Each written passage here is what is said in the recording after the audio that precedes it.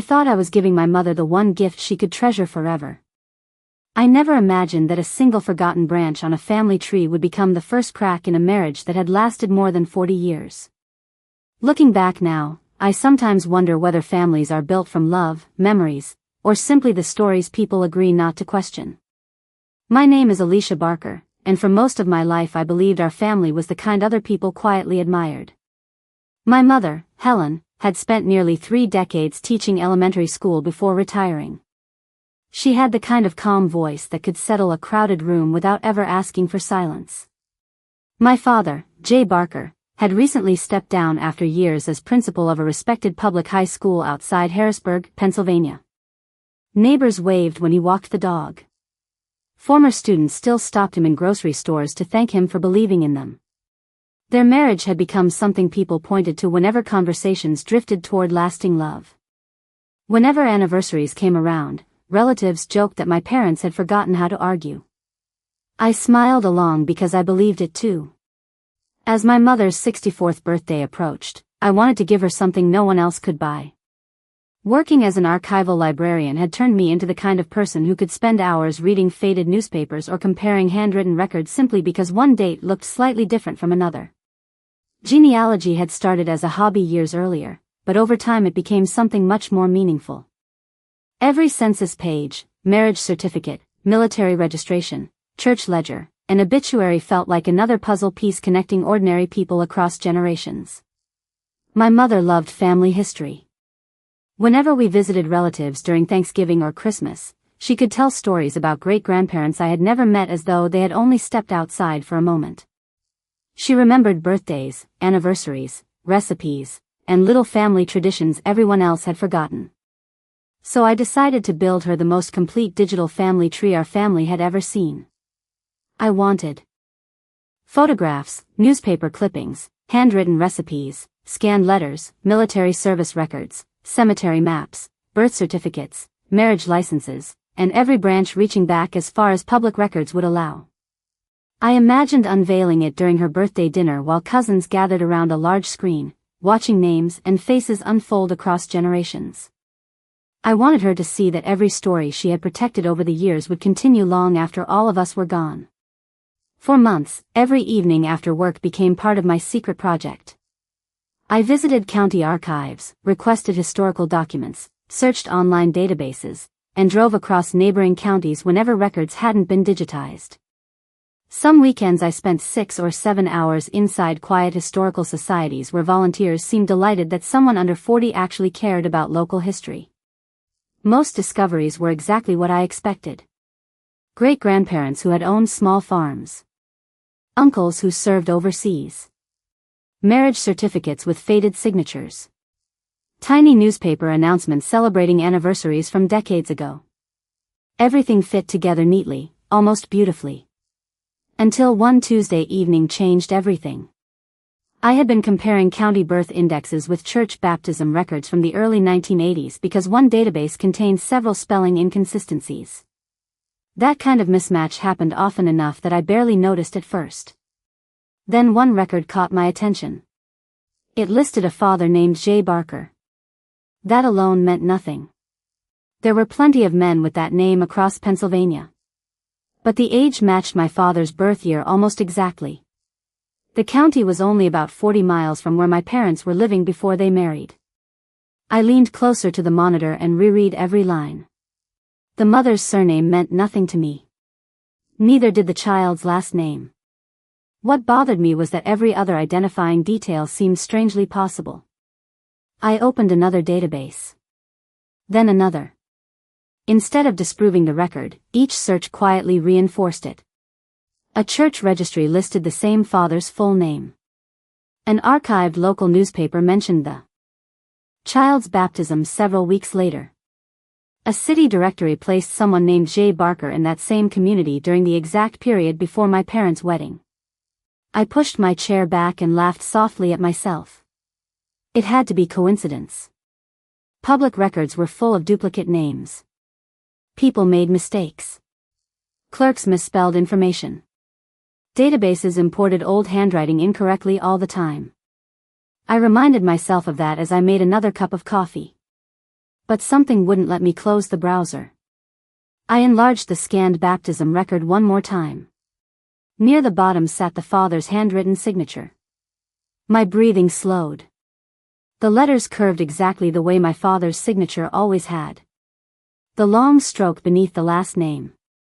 The slight upward tilt at the end. I opened a scanned birthday card he had mailed me during my freshman year of college, one I had digitized years earlier because I saved almost everything sentimental. I placed both signatures side by side on my screen. My eyes moved from one to the other again and again, hoping to spot an obvious difference. Instead, I felt an uncomfortable chill settle across the room. The signatures weren't merely similar. They looked like they had been written by the very same hand. For the next several days I convinced myself that there had to be a perfectly ordinary explanation. A shared name. A duplicated signature. An indexing mistake that had quietly spread from one archive into another. I had spent enough years around historical records to know that errors happened more often than most people realized. Entire census pages had been transcribed incorrectly because one volunteer could not read old handwriting. Marriage licenses had been filed under the wrong county.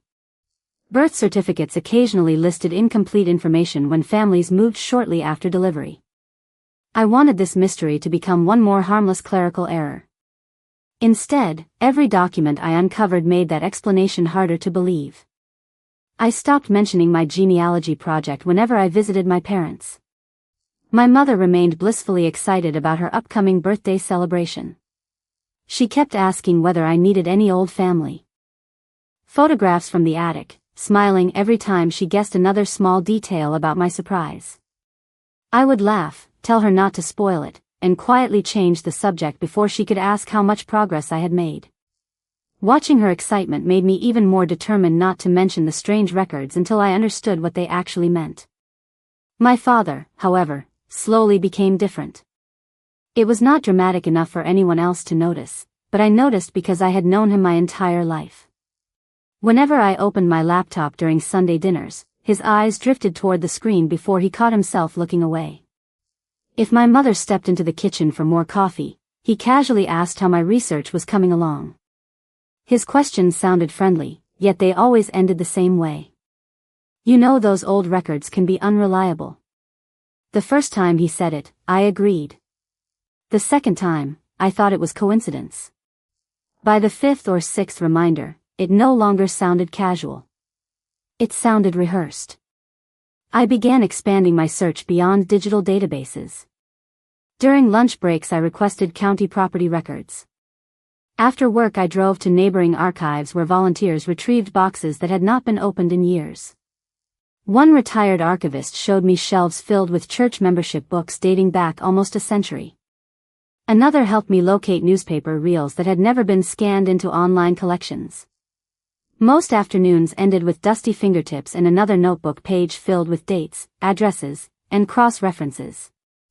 I also left my business card with the County Historical Society and asked the volunteers to contact me if they found any uncatalogued material connected to the Barker records or the flood recovery years. The strange branch never disappeared. It simply became more detailed. The child appeared in early school enrollment records. Utility records confirmed the household address. A church directory listed the same family attending Sunday services for several years. Everything existed exactly where it should have, except for one impossible detail. My father's name remained connected to the records with remarkable consistency. About halfway through one particularly long Saturday at the County Historical Society, I stumbled across something that made my stomach tighten. I found an old city directory placing my father less than 3 miles from that family's address during the year before he and my mother announced their engagement. I stared at the page for several minutes before carefully photographing it for my files. Suddenly the timeline no longer looked impossible. It looked painfully realistic. I drove home in complete silence, turning off the radio halfway through the trip because even background music felt distracting. That evening I compared every document I had collected across my dining room table. Birth records. Church directories. Property indexes. Newspaper announcements. Nothing directly proved wrongdoing. Nothing even suggested an affair. Yet every piece quietly pointed toward a connection my parents had never mentioned. I barely slept that night. Sunday afternoon I visited my parents again, hoping normal conversation would somehow erase the growing tension in my head. My mother served homemade chicken pot pie while talking excitedly about relatives traveling in from 3 different states for her birthday. She wanted everyone together because, as she often said, family stories only mattered when people shared them. My father smiled politely through dinner, but he seemed distracted. At one point I mentioned that I had spent the previous day inside the county archives. His fork stopped halfway to his plate for the briefest moment before he continued eating. My mother never noticed. I did. After dinner she carried dessert into the living room while I stayed behind helping clear the table. My father quietly dried the dishes beside me. Neither of us spoke for nearly a minute. Finally he broke the silence without looking up. Sometimes people spend so much time searching for answers that they forget records only tell part of the story. His voice sounded calm, but it carried an unusual weight. I asked whether something specific had happened when he was younger that made him distrust old documents. He smiled politely, folded the kitchen towel, and simply answered, "Life is usually more complicated than paperwork." Then he walked away before I could ask another question. That conversation stayed with me for days. It felt less like advice and more like a warning wrapped inside ordinary words. I returned to my apartment determined to keep digging until speculation became evidence. Late Wednesday evening I decided to search through several boxes of family memorabilia my mother had given me years earlier for safekeeping while they downsized their home. Most contained predictable keepsakes. Vacation brochures. School report cards. Christmas cards. My kindergarten drawings that somehow survived 3 decades. Near the bottom of one box sat the old Barker family Bible that had belonged to my paternal grandparents. I carefully opened its worn leather cover, expecting nothing more than handwritten birth dates recorded on the inside pages. Instead, something slipped loose from between the Old Testament pages and landed gently across my lap. It was a sealed envelope, yellowed with age, with my father's unmistakable handwriting across the front and a date written more than 40 years earlier. My hands hesitated before breaking the seal. I sat at my dining room table staring at the envelope for nearly 5 minutes, wondering whether opening it crossed a line that should never be crossed. It had been tucked inside our family Bible, hidden between pages that almost no one opened anymore. If my father had wanted it destroyed, he had decades to do it. If he had wanted someone to find it, he had never said a word. I finally reminded myself why I had started this project in the first place. I was trying to preserve my family's history, not invade anyone's privacy. Taking a slow breath, I carefully unfolded the single sheet of paper inside. It was not a letter. It was not a legal document. It contained only 4 short handwritten sentences. If circumstances ever change, I will tell the truth myself. No one else should have to carry this burden. Until then, silence protects more people than honesty ever could. There was no signature because the handwriting itself was unmistakably my father's. Beneath those lines was a date. I checked it twice before. Looking back toward the genealogy record spread across my table. The date matched the same year the mysterious child had been born. My heartbeat became impossible to ignore. I read the note again, hoping hidden meaning would suddenly appear between the lines. Instead, every sentence seemed designed to raise more questions than it answered. What truth? What burden? Who exactly was being protected? I spent the next hour examining the paper itself. The stationery matched the kind sold during the early 1980s. The ink had naturally faded. There was nothing unusual about the materials, only about the message. I placed the note beside the collection of records I had already gathered. None of them directly connected to one another, yet together they formed a pattern that refused to disappear. The next morning I called in for a personal day at work. I told my supervisor I needed to handle a family matter, which suddenly felt far more accurate than I intended. Around 10 o'clock I drove to my parents' house, hoping to speak with my father while my mother attended her weekly volunteer shift at the public library. His pickup truck sat in the driveway exactly where I expected. When he opened the front door, his smile appeared genuine until he noticed the envelope in my hand. It vanished so quickly that I almost wondered whether I had imagined it. He invited me inside without asking why I had come. We sat across from one another at the kitchen table where I had finished homework, celebrated birthdays, and listened to countless family stories throughout my childhood. I quietly placed the folded note between us. He looked at it for several long seconds before reaching out and smoothing one corner with his fingertips. He did not ask where I found it. He already knew. The silence stretched until I finally asked the question that had followed me for days. "Dad, what is this about?" He leaned back in his chair and slowly removed his reading glasses. His face looked older than I had ever seen it. Not guilty. Not frightened.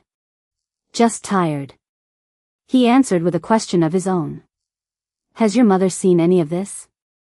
Those 7 words unsettled me more than an outright denial. "Would have." I told him she had not. He closed his eyes briefly, almost with relief, before opening them again. "Please keep it that way for now." I waited for an explanation, but none came. Instead, he folded the paper with extraordinary care and slid it back across the table toward me. "I wrote that because I believed one day I would have to explain everything myself," he said quietly. "I simply hoped that day would never come." I asked him whether the records I found were true. He stared through the kitchen window toward the maple tree in the backyard, the same tree where he had helped me build a swing when I was 8 years old. "Some records are accurate," he finally answered. "Some are incomplete. The problem is that you cannot always tell which is which." It sounded less like an answer than another carefully constructed wall. I pushed a little further, asking whether the child listed in those records was connected to him. He did not deny it. He did not confirm it. Instead he spoke so softly I almost missed the words. "Alicia, there are things that happened before you were born that affected many people, not just our family.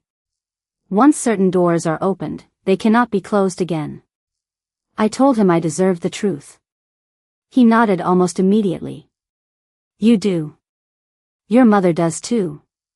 But truth has consequences that curiosity cannot predict." Hearing him say that only strengthened my determination. If there was an explanation capable of surviving 40 years, surely it could survive one honest conversation. I asked him one final time to tell me everything. He slowly stood, walked to the sink, and rested both hands against the counter before speaking without turning around. "Please stop researching this.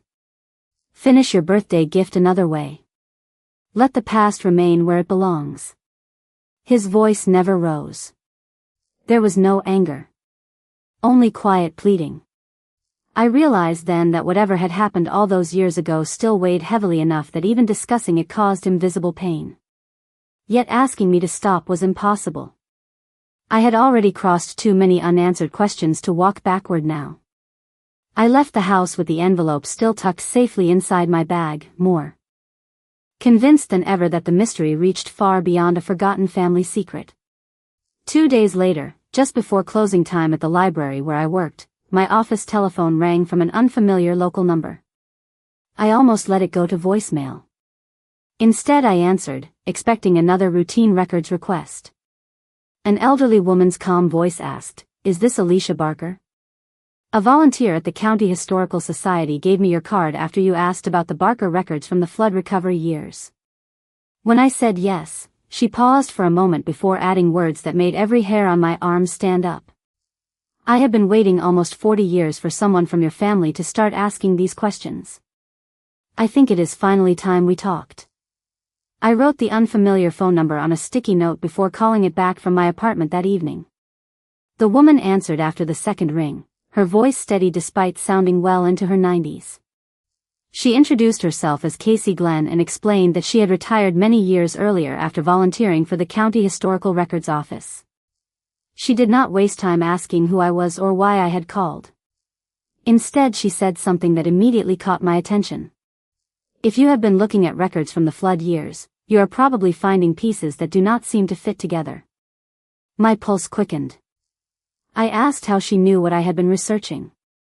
Casey gave a gentle laugh and said that anyone tracing families through that particular period eventually encountered the same confusion. The difference, she explained, was that most people gave up long before reaching the records that had never been properly organized after the disaster. She invited me to visit her the following afternoon if I truly wanted answers.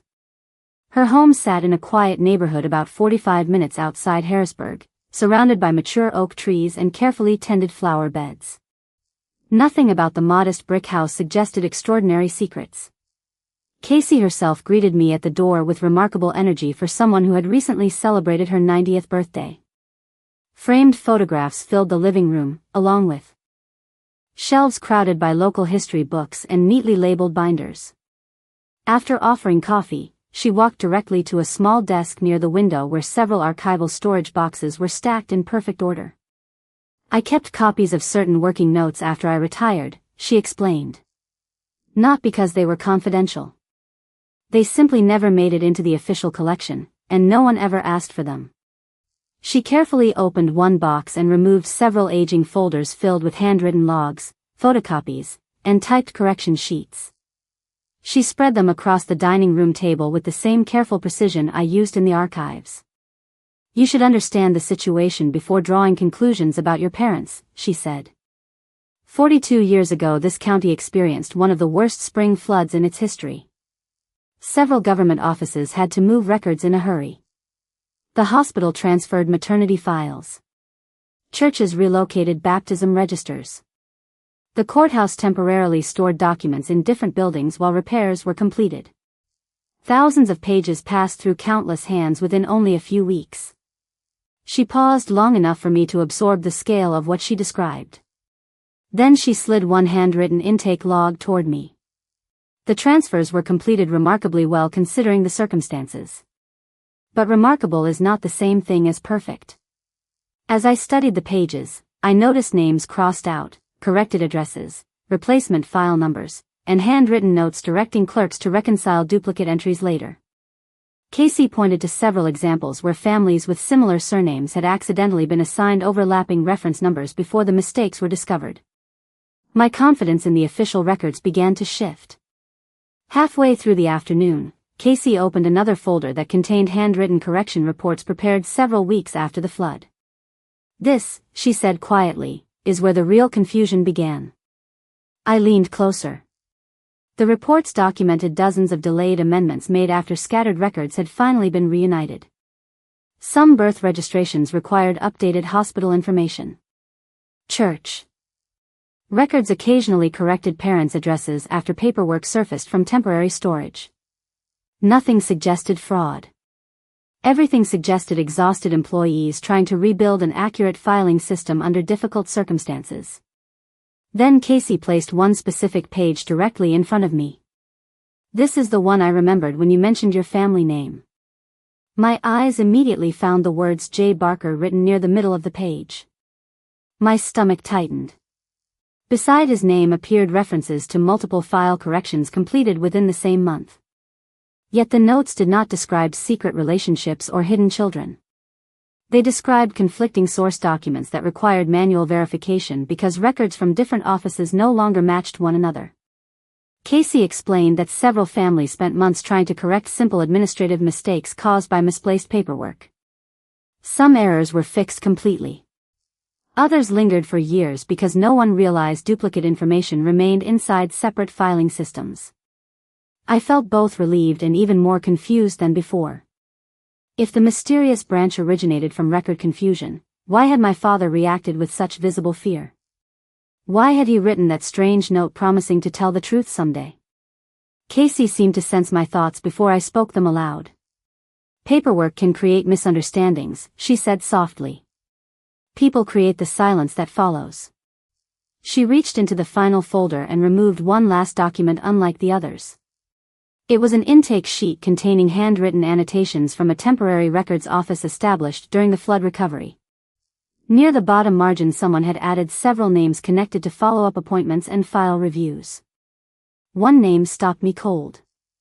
It was my mother's maiden name, Helen Doyle, written in unmistakably clear handwriting dated several months before she and my father married. I looked up in disbelief. According to every story I had ever heard, my mother had no connection whatsoever to those records or that temporary office. Casey slowly folded her hands together and met my eyes with a sympathetic expression.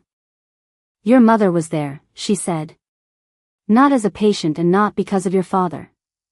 She volunteered during the recovery effort for several weeks. I remember her because she worked harder than almost anyone else." Every assumption I had carried into her house suddenly shifted beneath my feet. My father was no longer the only person connected to the mystery.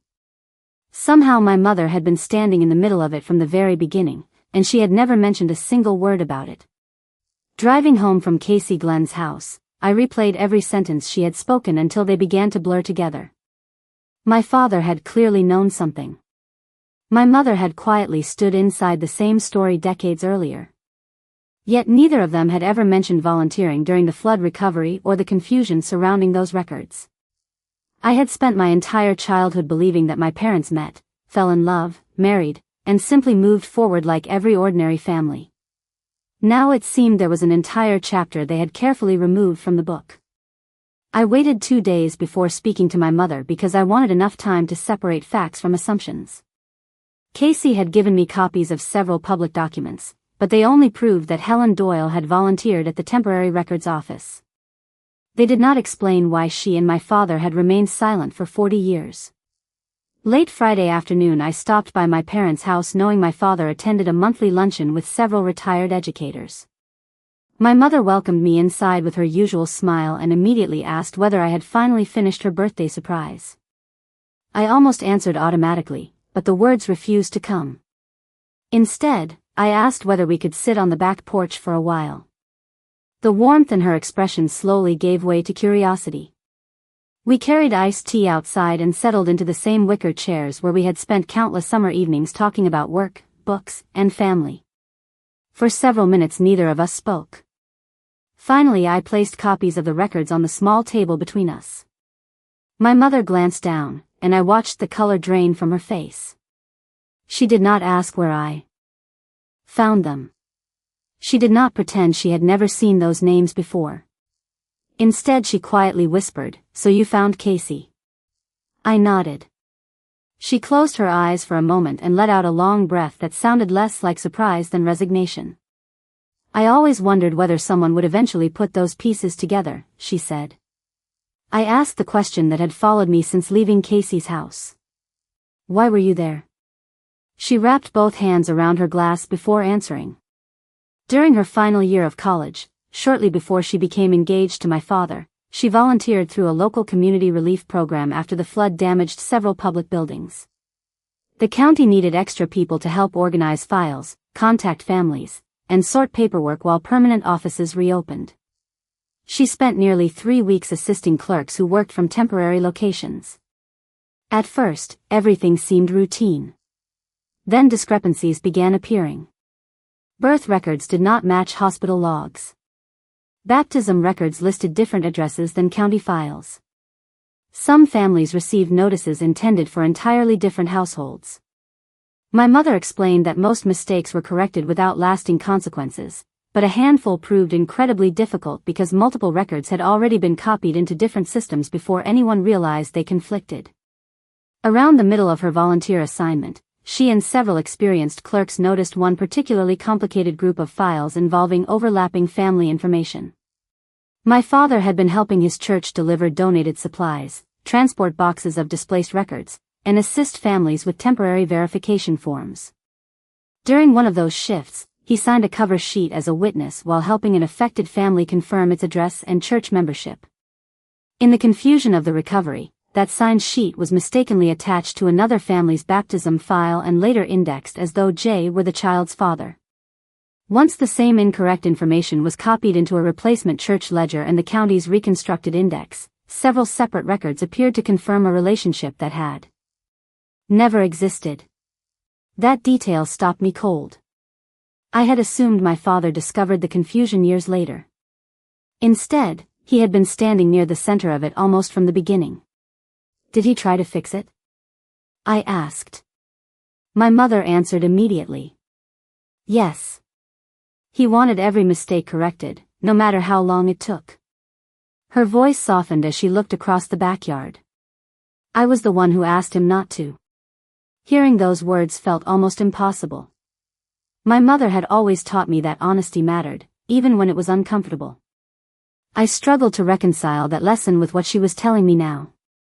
She explained that by the time several major discrepancies surfaced, families had already settled into new routines after months of uncertainty caused by the flood. Children were enrolled in school.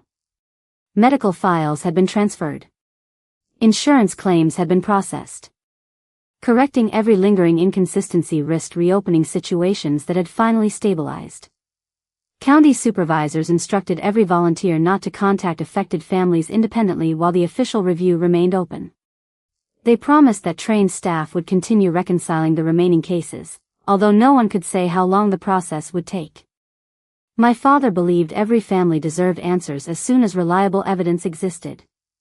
My mother feared that bypassing the review and bringing incomplete information directly into frightened households could create even greater confusion. We argued about it for days, she admitted quietly. Neither of us wanted to hurt anyone.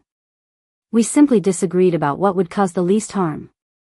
I asked whether the mysterious records I found were connected to one of those unresolved cases. She hesitated longer than at any point in our conversation. Then she nodded slowly. Yes. But not in the way you probably think.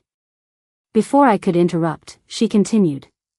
The records suggested relationships that were never fully explained because different offices held different pieces of the same history. Some corrections were made. Others remained buried inside old filing systems. When the temporary office eventually closed, we were told that the major discrepancies had been resolved. Years later, however, we discovered that one cluster of conflicting records had survived in separate archives. By then no official review remained open, and we made the decision not to contact the families ourselves. We told ourselves that reopening the matter without complete proof would only cause pain for families who had already rebuilt their lives. I asked why neither of them had ever told me any of this. Tears gathered in her eyes, though her voice remained steady. Because after we married, we made a promise. We believed silence protected people who had already endured enough uncertainty. We convinced ourselves that leaving the past alone was an act of kindness. She looked directly at me and added words I knew I would never forget.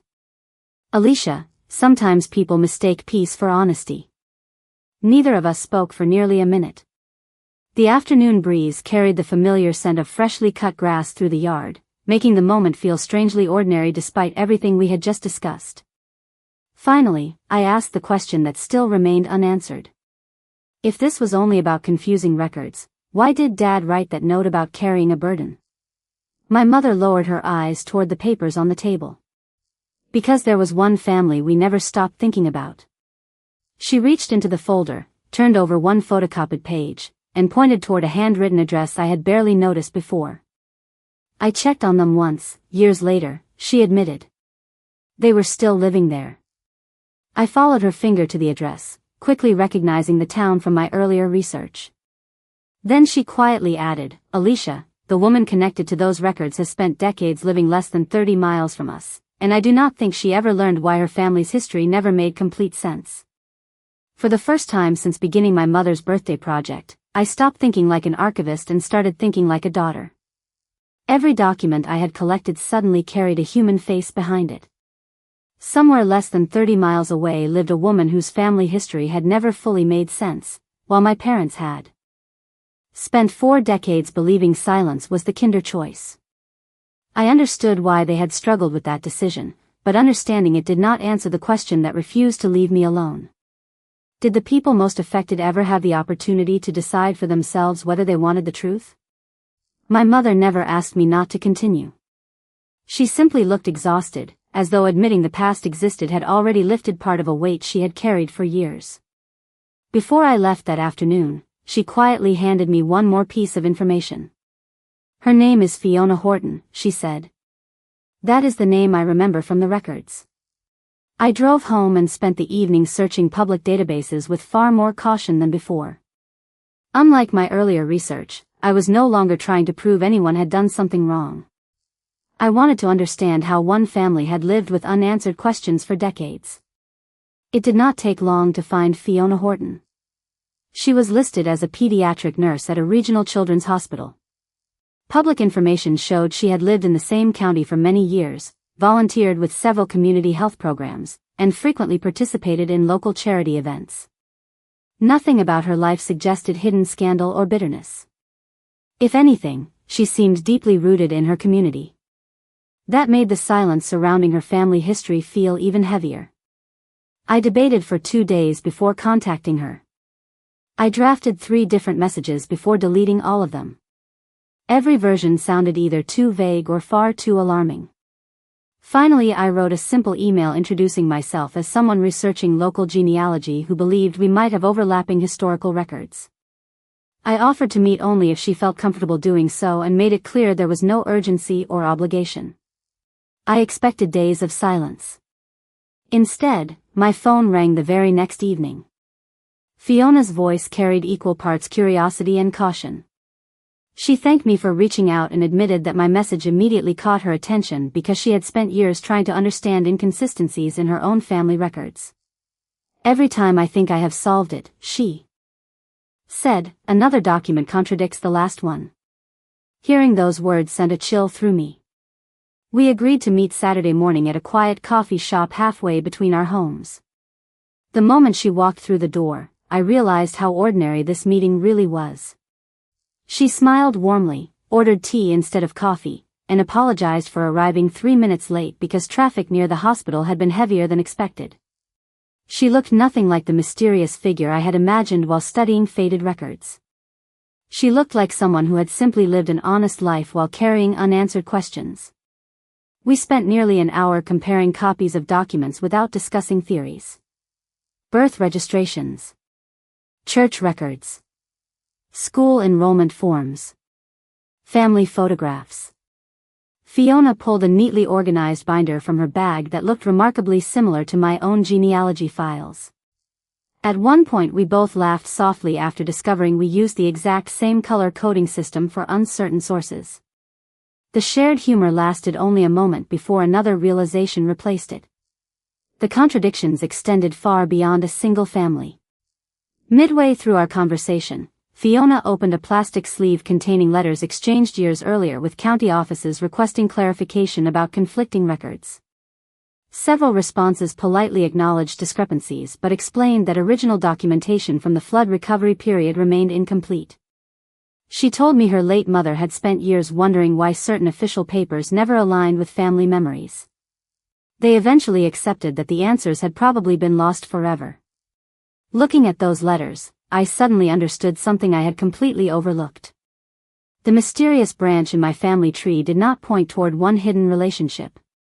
It pointed toward an entire cluster of records that had been affected by the same administrative confusion decades earlier. I do not think this was ever about one family, I said quietly. Fiona looked at me for a long moment before nodding. I have started believing the same thing. We spread every document across the table and began arranging them chronologically instead of by family name. That simple change transformed everything. Patterns emerged that neither of us had noticed before. Temporary file numbers appeared across unrelated records. Handwritten corrections matched reference codes Casey had shown me. Delayed amendments surfaced months after original registrations. The more we compared, the clearer it became that several families had unknowingly inherited paperwork shaped by the same chaotic recovery effort following the flood. My father had not been hiding evidence of an affair. My mother had not concealed another child. They had spent decades protecting the memory of an institutional failure that affected ordinary families whose lives intersected at exactly the wrong moment in history. Relief washed over me, followed almost immediately by another difficult realization. Even if there had been no betrayal, silence still had consequences. Fiona gently closed her binder and smiled with quiet sadness. "Do you know what hurts the most?" she asked. "Not the mistakes. Everyone makes mistakes. It is knowing that people who understood what happened believed they had to carry it alone." I could not argue with her because I had seen that burden on both of my parents' faces.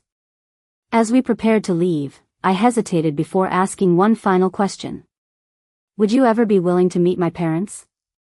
Fiona looked surprised but not offended. She thought for several seconds before answering. If they truly want to talk, yes. I have never wanted someone to blame. I have only wanted to understand. I nodded, grateful beyond words for her generosity. Less than an hour after returning home, my telephone rang again. This time it was my father. His voice sounded calmer than it had in weeks. Before I could say anything, he quietly spoke the words I never expected to hear. Alicia, your mother told me everything. If Fiona Horton is willing, I think it is finally time that I meet her myself. The meeting took almost a week to arrange because no one wanted it to feel rushed or forced. Fiona suggested a quiet conference room at the public library where I worked after normal business hours. It was neutral ground, familiar to me, and private enough that none of us would feel like guests inside someone else's home.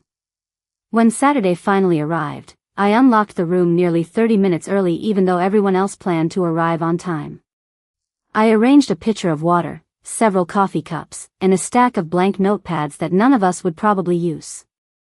I realized I was preparing the room the same way I organized archival materials, hoping careful order might somehow make an emotional conversation easier. It did not. My parents arrived first. My father wore the same navy sport coat he usually reserved for church or community events, while my mother stood quietly beside him with both hands wrapped around her purse. Neither of them spoke very much as we waited. A few minutes later Fiona entered carrying the familiar binder that had become almost an extension of her life. She smiled politely before shaking each of our hands. There was no anger in her expression. No accusation. Only quiet curiosity mixed with understandable caution. For several seconds nobody sat down. My father finally broke the silence by pulling out a chair for Fiona before taking his own seat across from her. He looked directly at her and spoke with remarkable honesty. Thank you for agreeing to meet us. I know you did not owe us this conversation. Fiona nodded gently. I came because I have spent most of my life hoping someone might finally help me understand what happened. My father lowered his eyes before answering. I wish I had found the courage to have this conversation many years ago. The room became completely still. He explained that during the flood recovery he had assisted several local organizations helping displaced families complete paperwork while volunteers sorted damaged records. When conflicting documents began appearing, he believed every inconsistency should be investigated immediately. My mother quietly added details about the temporary records office, describing exhausted employees working long hours to rebuild filing systems while families desperately wanted their lives to return to normal. Neither of them blamed the county employees. Neither blamed the volunteers. They simply described an extraordinary situation where ordinary people had made difficult decisions with incomplete information. Halfway through the conversation, my father reached into a folder and removed the handwritten note I had discovered inside the family Bible. He carefully placed it in front of Fiona. This was never meant to stay hidden forever, he admitted. I wrote it because I believed I would eventually return to every family affected by those records once enough answers existed. But the years kept passing, and every year it became harder to begin. Fiona slowly read the note before looking back at him. Instead of disappointment, her face reflected something closer to compassion. You thought silence protected everyone, she said softly. Yes, my father answered without hesitation. I was wrong about that. Hearing him say those words felt strangely more powerful than any dramatic confession could have been. Nobody raised their voice. Nobody argued. For adults simply acknowledged that good intentions could still leave lasting consequences when fear delayed difficult conversations. We spent the next 2 hours comparing documents, timelines, and memories. My mother remembered details Casey Glenn had forgotten. Fiona shared letters her own family had received from county offices decades earlier. My father recognized handwritten reference numbers from temporary filing systems he had helped transport during the cleanup effort. Piece by piece, the story became clearer. Several unrelated families had spent years trying to reconcile records that had been partially corrected in different offices but never completely synchronized across every archive. The mysterious branch that first captured my attention had never represented hidden parentage at all. It reflected overlapping record histories created during one chaotic period when information moved faster than officials could verify it. Yet the paperwork alone had never caused 40 years of silence. Human fear had done that. Before we left, Fiona surprised all of us. She asked whether she could borrow digital copies of the corrected records because she wanted to help identify any other families whose histories might still contain the same unresolved inconsistencies. Within days she connected me with 2 additional researchers who had encountered nearly identical filing problems while tracing their own family histories. What began as my mother's birthday gift quietly transformed into a collaborative effort involving historians, librarians, volunteers, and descendants who simply wanted accurate family records. Watching strangers work together to restore forgotten histories felt deeply satisfying, but each success seemed to create more distance inside my own family. My mother attended every planning meeting yet rarely spoke unless someone asked her a direct question. She smiled politely whenever others thanked her for finally sharing what she knew, but afterward she often sat alone on the porch long after everyone else had gone home. My father noticed it too. One evening, after another productive meeting with Fiona and several local historians, I returned to my parents' house to drop off updated copies of the family tree. The front door was unlocked, so I stepped inside after calling out that it was me. The house felt unusually quiet. I walked toward the kitchen and stopped in the doorway. My father stood perfectly still beside the table. Across from him, my mother gently slipped her wedding ring from her finger and placed it beside 2 untouched coffee cups. She looked at him with calm eyes and quietly said, "Jay, this is not about what happened 40 years ago. It is about everything we never allowed ourselves to say afterward." Neither of my parents noticed me standing in the kitchen doorway until I quietly set the folder of updated family records on the counter. My mother looked toward me first, offering a small, tired smile before gently sliding her wedding ring a few inches farther across the table. There was no anger in the room. No raised voices. No accusations. The silence itself carried everything that had gone unspoken for decades. I quietly asked whether I should leave, but my mother shook her head. "No," she said softly. "You have been part of this story from the moment you started asking questions. You deserve to hear the rest." I sat down without saying another word. My father remained standing for several moments before finally lowering himself into the chair across from her. His shoulders seemed heavier than I had ever seen them. My mother folded her hands together and looked directly at him with remarkable calm. "Jay, I do not blame you for the flood. I do not blame you for the records. I do not even blame you for the note Alicia found." She paused long enough for him to meet her eyes. "I blame both of us for believing that silence was the same thing as healing." My father nodded slowly, as though he had been waiting years to hear those exact words. He admitted that every anniversary of the flood brought back the same unanswered thoughts. Every time another old record surfaced or someone mentioned genealogy, he wondered whether one of the affected families would eventually discover the inconsistencies. Instead of talking openly with Helen about those fears, he quietly carried them alone because he believed protecting her meant shielding her from painful memories. My mother smiled sadly. "And I spent 40 years pretending I was protecting you by never asking whether you were still carrying them." Listening to them, I realized neither of my parents had stopped loving the other. They had simply stopped sharing the parts of themselves that felt too complicated to explain. Somewhere over 4 decades, protecting one another had gradually become hiding from one another. That difference seemed almost invisible until someone finally pointed it out. About halfway through our conversation, my father reached across the table and gently picked up the wedding ring. For one hopeful moment I believed he intended to place it back on her finger. Instead, he carefully held it in his palm and quietly said, "If you want to leave because you believe you would be happier, I will not ask you to stay out of guilt." The room fell completely silent again. My mother looked at him with tears gathering in her eyes, but when she answered her voice remained steady. "This is what I wish we had learned 40 years ago. We finally stopped protecting each other long enough to tell the truth." She explained that during the years after the flood they had unconsciously developed a habit whenever difficult emotions appeared.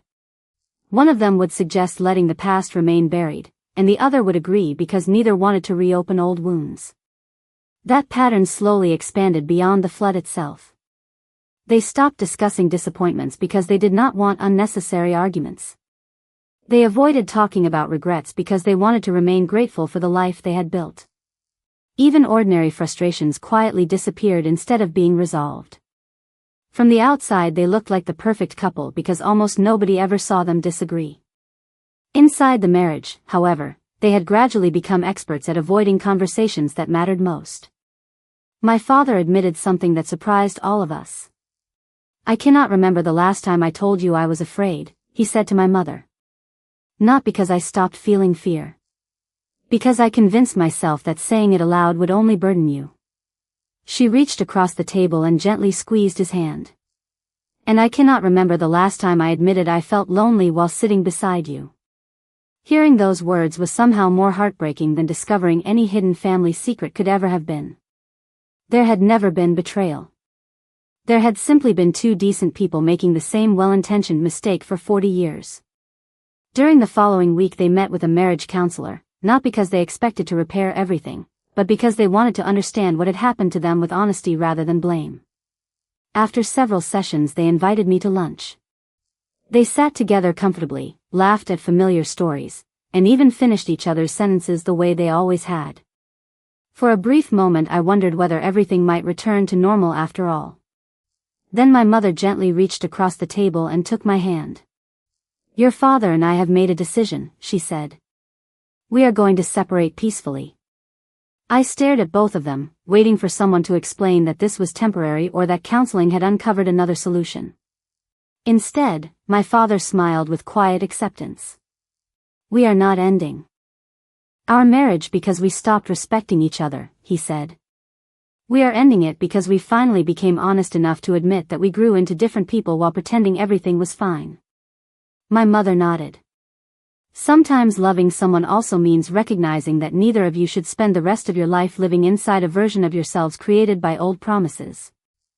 I struggled to understand how two people could speak about separation with so much kindness. My father seemed to sense my confusion. "Alicia," he said gently, "your family tree did not destroy our marriage. It revealed something we should have faced years ago."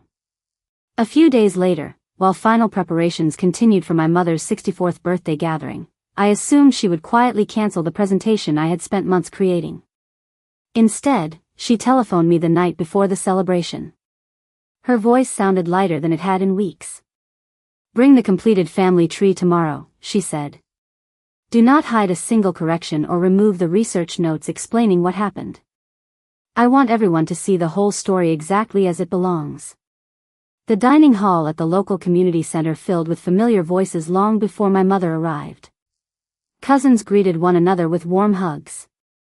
Former co-workers carried homemade desserts to the serving tables. Neighbors who had known my parents for decades laughed over old photographs displayed near the entrance. Everything looked exactly like the birthday celebration I had imagined months earlier when I first started building the family tree.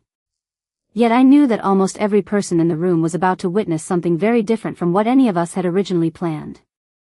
My completed digital family tree stood ready on a large display screen beside the stage. Every photograph had been restored. Every date had been verified as carefully as possible. Most importantly, the false branch had been removed from the actual family lineage, while a clearly labeled research note preserved how the error had been discovered and corrected. I had considered removing the confusing records to spare my parents unnecessary attention, but my mother's request echoed in my mind. She wanted the entire story preserved, not the comfortable version. When she finally entered the room beside my father, guests applauded as they always did whenever the two of them appeared together. They smiled politely, greeting everyone with the same kindness that had defined them throughout their marriage. If anyone noticed that my mother was no longer wearing her wedding ring, they were thoughtful enough not to mention it. After dinner, my cousin dimmed the lights and invited me to present the birthday surprise. I walked to the front of the room with a mixture of pride and nervousness unlike anything I had experienced before. As the first photographs appeared on the screen, smiles spread across the audience. Great-grandparents appeared beside century-old farmhouses. Military portraits faded into wedding photographs. Children pointed excitedly whenever they recognized younger versions of parents or grandparents. Laughter drifted through the room as forgotten hairstyles and outdated fashions returned to life. Then the presentation reached the branch that had changed everything. The room became noticeably quieter. Instead of skipping past the corrected records, I paused and looked toward my mother. She gave me a small nod. I took a slow breath before speaking. I explained that while researching our family's history, I had discovered records that initially appeared to reveal a hidden scandal. Further research, however, uncovered something entirely different. During the county flood recovery more than 40 years earlier, administrative confusion had left lasting inconsistencies across several unrelated family records. Thanks to librarians, historians, volunteers, and families willing to compare documents with compassion rather than suspicion, those histories had finally begun to find their proper place. I never mentioned private conversations. I never described my parents' personal decisions. I simply honored the truth that records alone could never fully tell. Then I invited one special guest to stand beside me. Fiona Horton slowly walked to the front of the room as many relatives looked at her with quiet curiosity. I introduced her not as someone connected to family scandal, but as one of several people whose history had finally become clearer because a forgotten collection of records had been revisited with patience and care. My mother crossed the room and embraced Fiona without hesitation. There was nothing dramatic about the moment. It felt simple, sincere, and long overdue.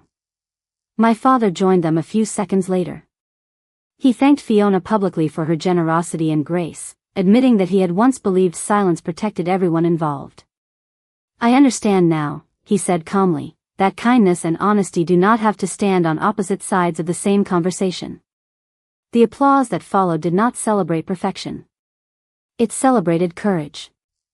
After the presentation ended, people gathered around the display asking questions about long-forgotten relatives, sharing additional photographs, and offering to search through old family albums for missing pieces. Several guests approached Fiona with stories about unusual records inside their own family histories.